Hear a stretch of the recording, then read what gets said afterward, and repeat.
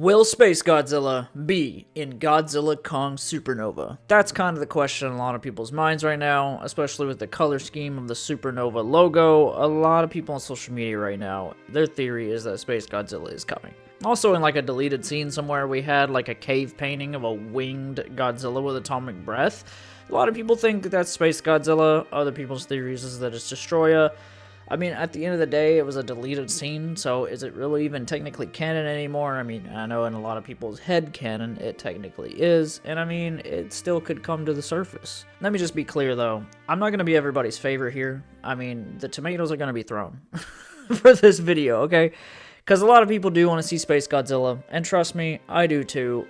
Even though his film isn't like really one of my favorites, I think I'm not alone when I say it's like kind of one of the worst of the Heisei era. I mean, that's just my opinion. The Heisei series is so good, but this one is definitely one of the weaker ones. But the problem isn't necessarily SpaceGodzilla. He's still a cool monster, and I remember having the toy back when I was a kid, and he was one of my favorite toys to even play with, and you know, battle it out with Godzilla and stuff like that. So he's a cool monster, and he always will be.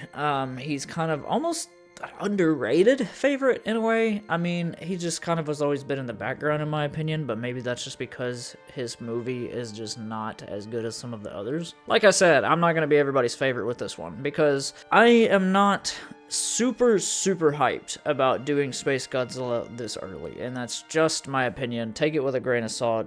Feel free to drop in the comments what you think of the idea of SpaceGodzilla for the next movie, and it's not necessarily confirmed either. They have not confirmed that SpaceGodzilla, or whatever his technical name would be in Supernova. Now, as a business standpoint, I could see why putting SpaceGodzilla in the MonsterVerse, and even this soon, or eventually, is a great business idea. It'll put the butts in seats, it'll get people to go.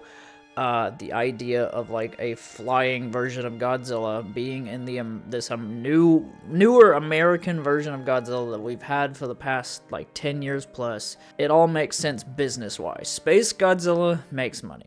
He just does. He's a player in this situation. He makes money. All right, he would make money, and so it makes sense that they want to make money for the next movie. And a lot of things sometimes are just ran like a business.